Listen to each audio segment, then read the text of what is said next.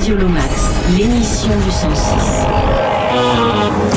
Bonjour, nous accueillons aujourd'hui Kings of Convenience, ce duo venu de Bergen en Norvège qui a contribué à remettre la musique acoustique sur le devant de la scène indie pop dès le début des années 2000, avec ce leitmotiv qui est aussi le titre d'un de leurs albums, Quiet is the New Loud, soit littéralement le calme est le nouveau tintamarre.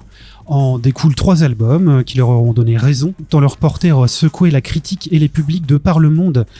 Et en 2021, surprise, le titre Rocky Trail annonce leur retour aux affaires sur disque après 12 ans d'absence. Et non, ce n'est pas un comeback, puisqu'ils ne sont jamais réellement partis. Ils ont juste pris le temps de réaliser l'album qu'ils voulaient faire, et on va décortiquer tout ça ensemble. Bienvenue, welcome. Radio Lomax, l'émission du 106. J'ai envie qu'on se penche sur le titre de cet album, Peace or Love. Est-ce que ça signifie que pour eux l'amour est forcément une lutte?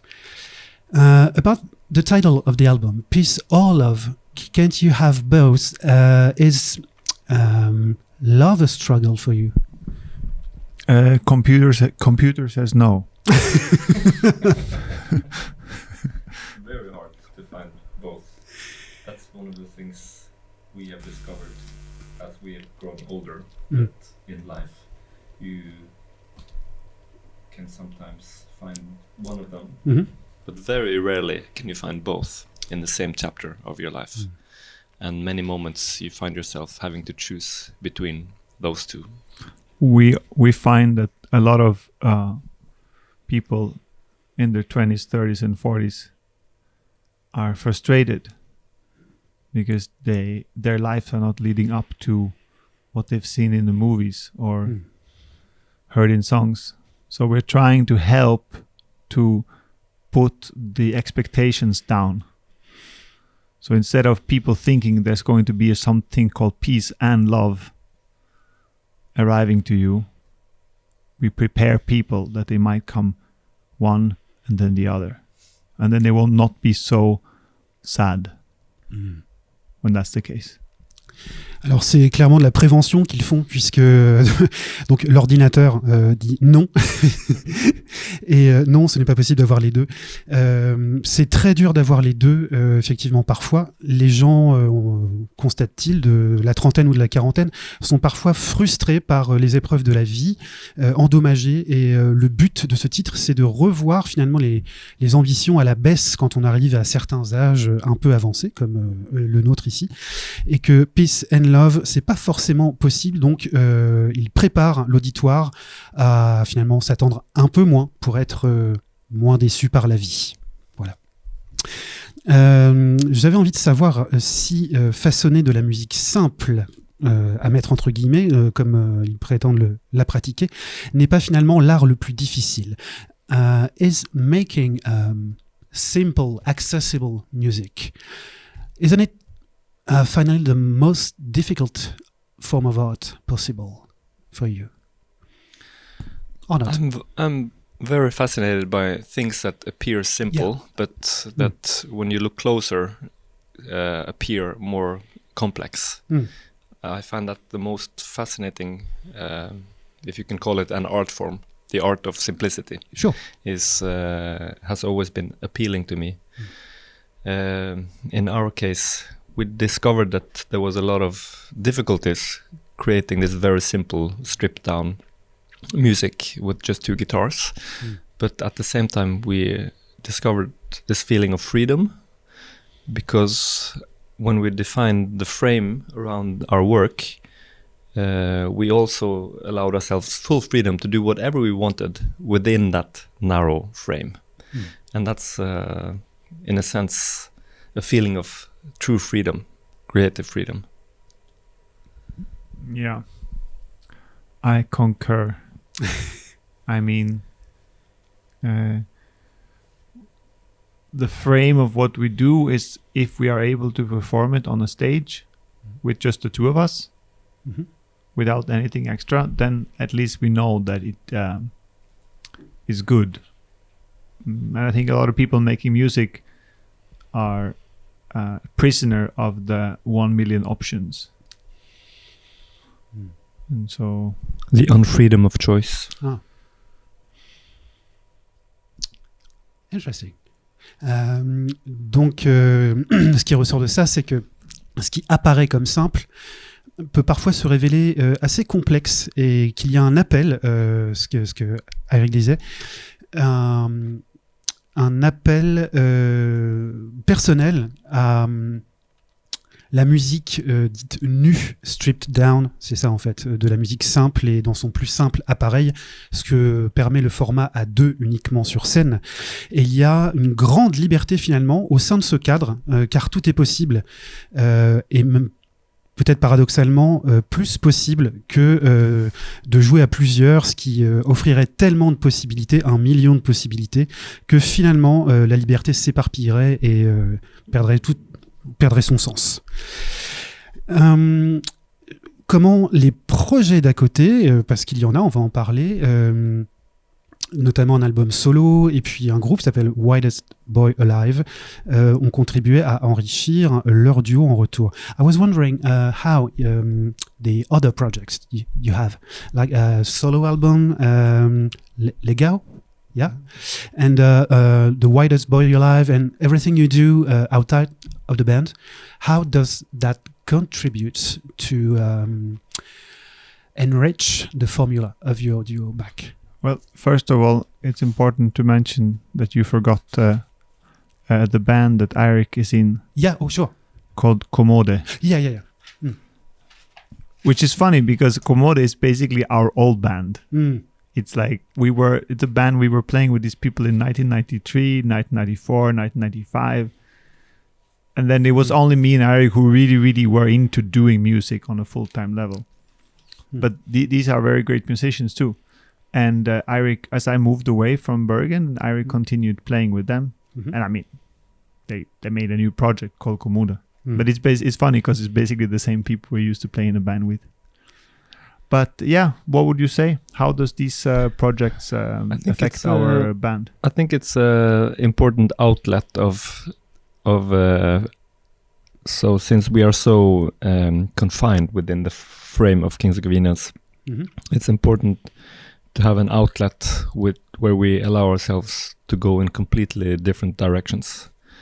And I think that's one of the secrets why our band has survived for so many years, is that it's an open relationship. So we are free to play with whoever we want to play with outside of the That's band. polyamory. It's a polyamorous band project indeed.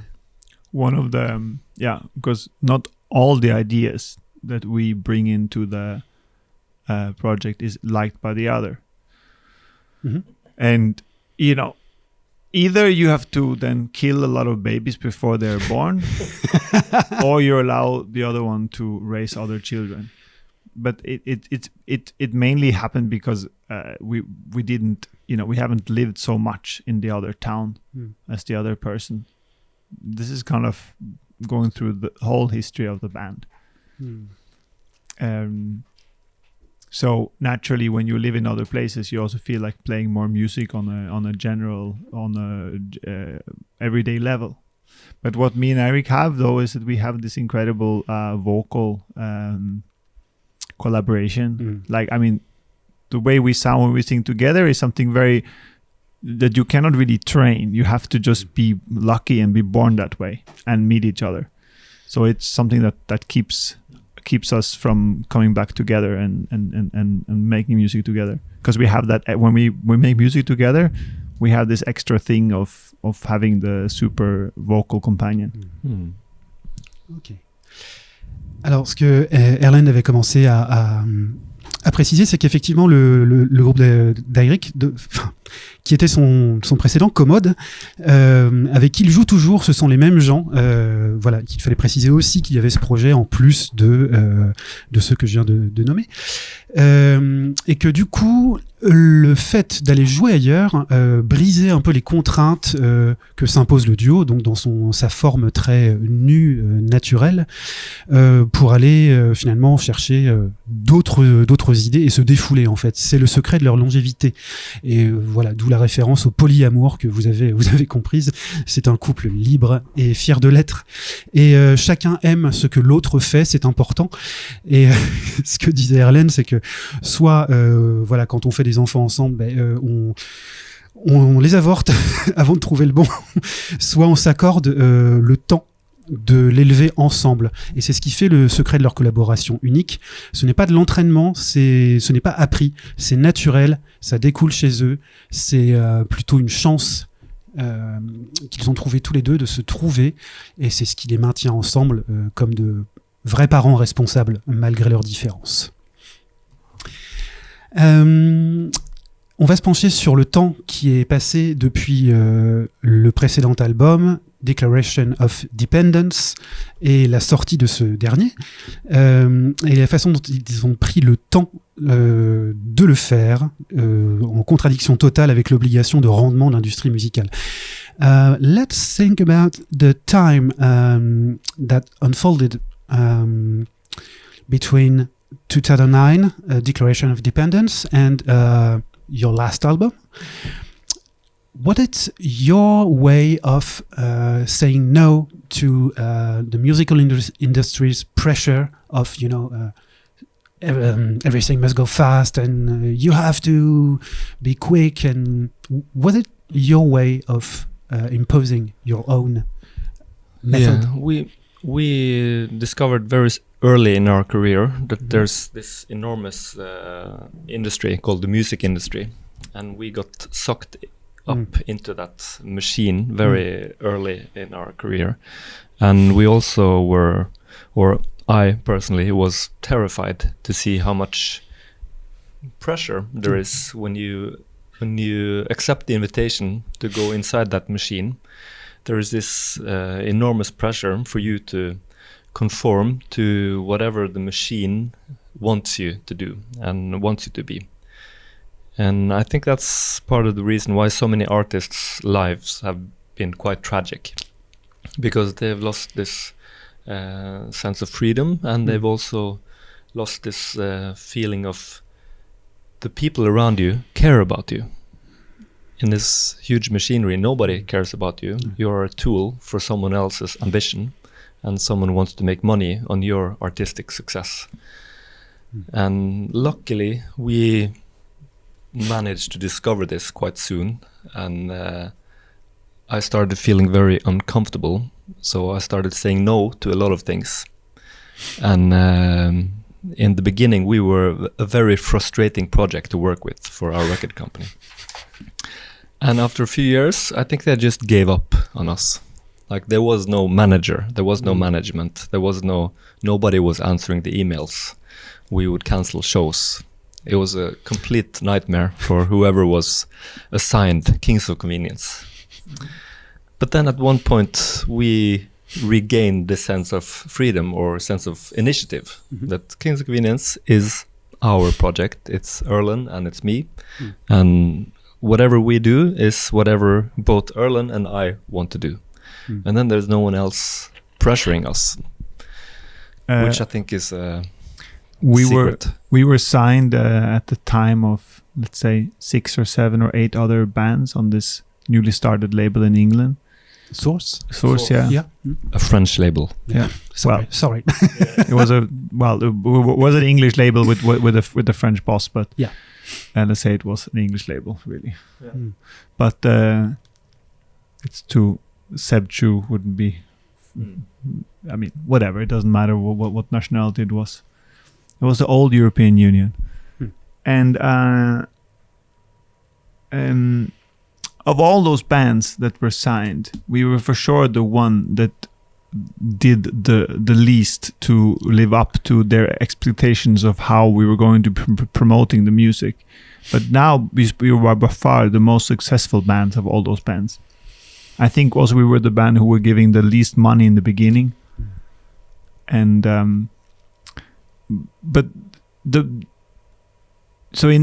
if you want to get very far in as a musician or as a band, the biggest secret is just to stay together, because it takes such a long time for music to reach people.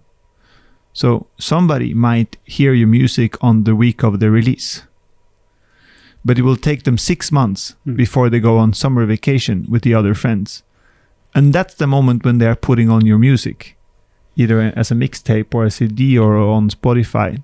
So the other members of this crew hears it, and then this person, and then the next, and then the young sister of that person sees that you're playing in Rouen. And then they go and check it out. So it takes such a long time for music to spread. While the people who work in music business, they very often work there for a very short time. And they want to see results while they're still working at the company, which might be 1.5 years. Yeah. So, but so if you want to be a successful band, you have a completely different idea of how to do it than them. Ok, sure. Alors, donc sur cette réflexion de leur rapport à l'industrie musicale qui les entoure, Eric a cette première réflexion qui dit que l'industrie musicale, avec sa pression, les a aspirés très tôt et qu'il trouvait ça effectivement terrifiant, cette pression, cette demande de conformité, de conformisme, qui est la raison pour laquelle tant d'artistes ont finalement des destins tragiques, se sentent abandonnés, seuls, car vraiment personne finalement ne fait attention à eux et on les considère plutôt comme des outils, des simples moyens de gagner de l'argent à court terme. Erland ajoute qu'effectivement, au début, c'était un cauchemar pour leur label parce qu'ils n'avaient ni management, ni entourage direct conforme. Ils ne répondaient pas aux emails. Donc, pour tous leurs partenaires, c'était genre, oh, mon Dieu, qu'est-ce qu'on va faire? Et à un moment, ils ont regagné de leur propre indépendance, la volonté de récupérer eux-mêmes leur destin, de le prendre en charge. Et il évoquait aussi leur signature sur Source, donc un label anglais, mais bon, avec une équipe française, on s'en fiche, avec qui ils ont été signés en compagnie de 6, 7, 8 groupes différents, et ils étaient les moins avantagés, ou plutôt les moins... comment dire ça, c'était pas les poulains de l'écurie, voilà. Et depuis, le label a viré en fait les artistes qui avaient le plus de succès parmi cette bordée de groupes, et eux, Kings of Convenience, sont encore là alors que les autres ont splitté malgré le fait qu'ils aient eu beaucoup plus de succès beaucoup plus tôt. Donc le secret, c'est finalement de prendre son temps, de rester ensemble, de se dire que ça va aller selon sa propre temporalité et de dire merde aux gens qui pressent pour tirer du pognon finalement sur le temps où il reste au sein d'un label, ce qui peut être très court, 3 semaines, 1 mois, 6 mois maximum, et que peut-être que en partageant avec ses amis sur une mixtape, sur Spotify, peu importe, faire écouter sur une cassette à la petite sœur d'un tel, peut-être que la musique prendra 1 semaine, 3 mois, 6 mois, 1 an à gagner les oreilles des autres, mais ça se construit sur la longueur, et pourquoi pas ce soir à Rouen. Voilà. J'ai envie qu'on aborde aussi la question des invités sur ce disque. Can we talk about the guests on this record? We have some quite famous names. I was thinking about your friend Feist, notably, but feel free to...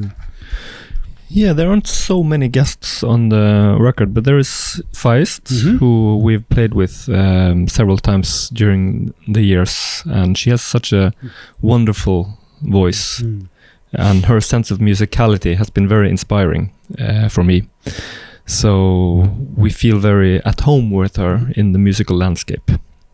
Apart from her playing on this record, there's also a contribution by a man named Alexander Grieg, who is the great grandnephew of the composer Edvard Grieg, who came from our hometown Bergen. Alexander Grieg lives in the next piece of land next to where the composer's house, Edvard Grieg's house, is. Alexander has built this beautiful villa with a studio, and he rented this studio to us. It's called Villa Grieg Studio. It's a very beautiful house. So we were lucky enough to record there, and then he asked if he could play some bowed bass lines on some of the songs, and we found it to be an honor to have a member of the Grieg family as it's a big thing in Bergen. There's also, we have to of course talk about Tobias Hett, our German viola player, who again has graced us with his musicality.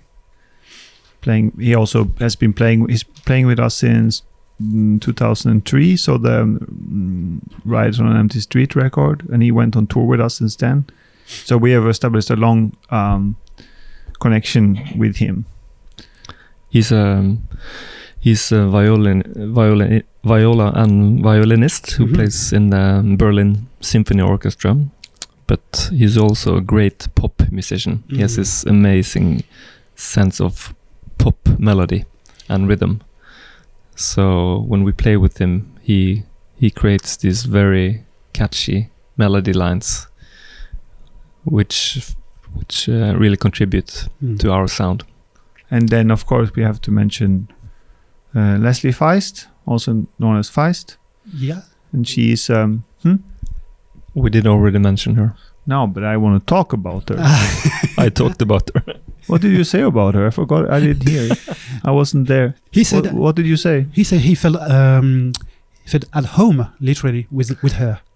I said I feel at home in her musical landscape because of her sense of musicality and melody is something I feel very comfortable with, and she's very inspiring.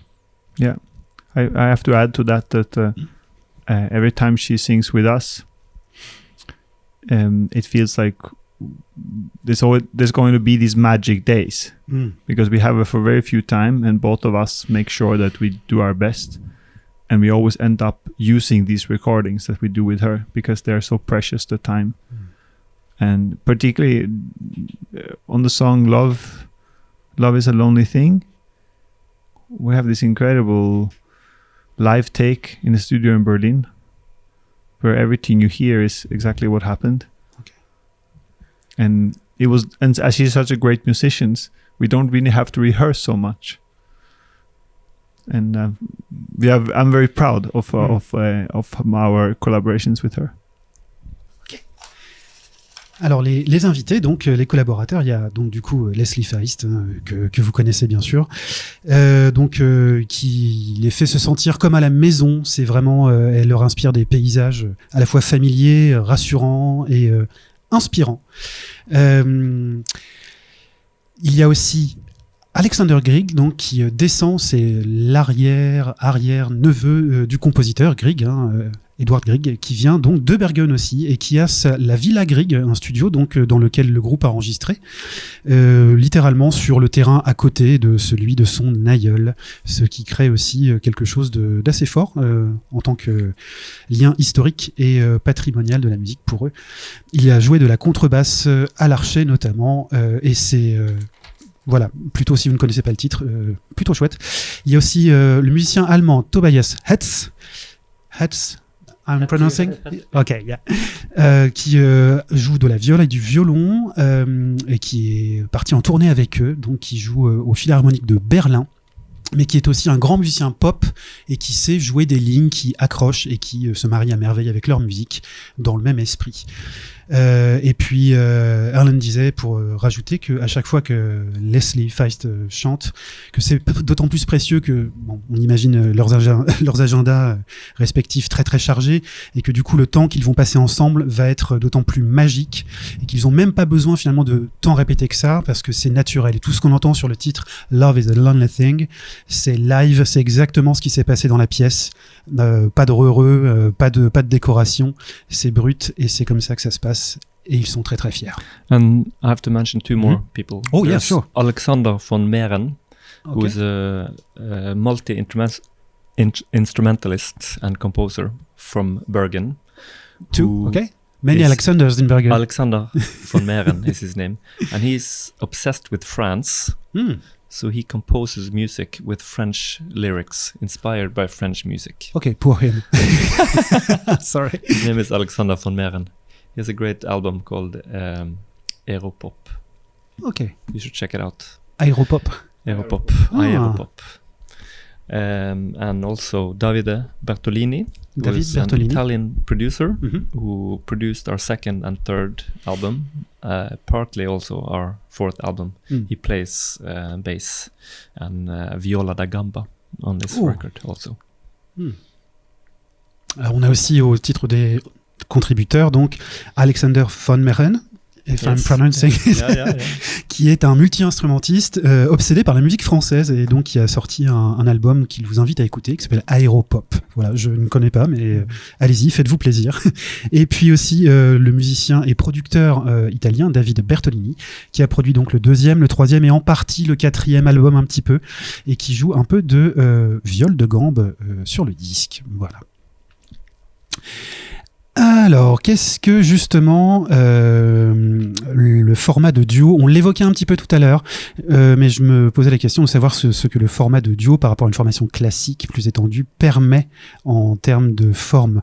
You already answered partly the next question, but we can, if you will, dig a little deeper about what makes a duo so peculiar, not peculiar, so unique in the form of duo. What makes it unique in the writing process compared to the million possibilities you evoked? What makes a duo so special? You want to go first? Well, I mean, already sometimes when we perform 4 members Mhm. and not 2 on stage, there's already the problem that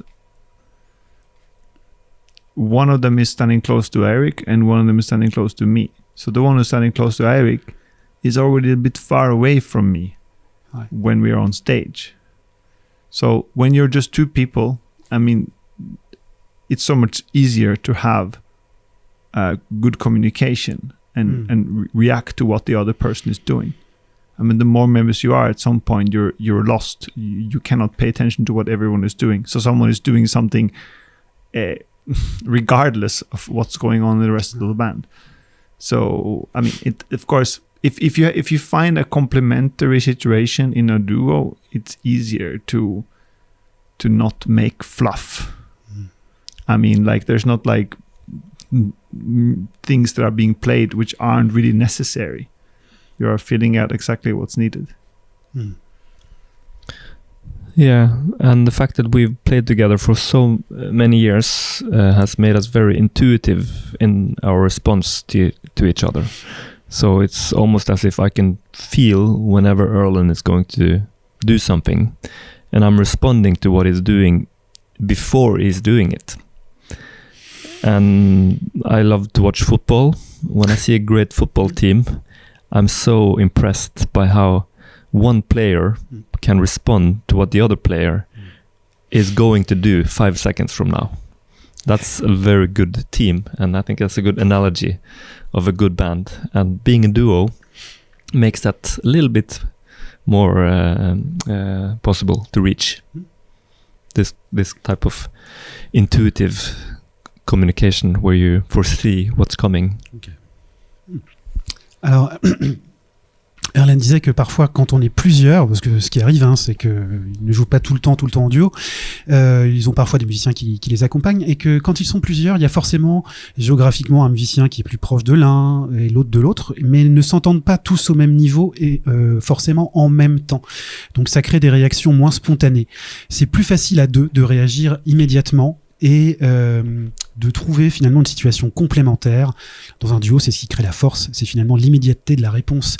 Et ce Skyrick ajoutait, c'est que cette intuitivité des réponses pouvait se comparer à celle que l'on trouve dans une bonne équipe de foot, c'est-à-dire ce truc magique où quand quelqu'un fait une passe, l'autre sait d'avance où elle va atterrir et puis hop, peut se faufiler et trouver de façon presque divinatoire la destination de la balle, voilà, avant même que l'autre fasse un geste. Voilà, cette analogie. Et pour terminer, je voulais qu'on se penche sur les paroles de Washing Machine, le titre qui clôt l'album, en leur demandant s'ils sont vraiment réellement plus sages aujourd'hui. As Washing Machine says in the lyrics, are you really wiser today? It's up to you. I think I'm definitely wiser. I think Nietzsche said, Yeah. "What doesn't kill you makes you stronger." Yeah. And I think that statement has been proven false. It's not true. Statistically looking at on the population level, that if you experience trauma and loss in your life, that you will end up stronger. Statistically, you will end up weaker and your health is gonna be weaker. But life will make you more wise. And in my experience, that's definitely the case. Weaker and wiser. I think it's true for most people that if they had the chance to live their life again and do that choice again, they would do the same thing one more time. Because it's impossible to say no to the gamble of life. Would you prefer to not have felt pain and just been safe in the same boring life you had? Most people said, no, I would have just done it again. Because you will always hope that that your life is going to turn out to be amazing. Yeah, that's what Nietzsche said too, the eternal return of the same. Ok. Yeah. C'est assez profond effectivement ce qu'ils viennent de nous dire en conclusion. Donc Eric citait Nietzsche, ce qui ne vous tue pas ne vous rend plus fort, ce qui est statistiquement faux, les épreuves de la vie vous rendent, vous démolissent, vous affaiblissent, mais par contre vous rendent plus sage, effectivement. Et Erland disait pour conclure que finalement, quand on pose la question aux gens de savoir s'ils retraverseraient les mêmes épreuves dans la vie en sachant qu'ils vont souffrir et en chier, eh bien les gens diraient non, je retraverserai les mêmes choses, quitte à savoir que je vais souffrir pour assumer la douleur et la transformer en quelque chose qui vaut la peine d'être vécu. Thank you both for being here. Thank you. That was really great. Thank you so much. Thanks for having us. Thank you. Bye bye.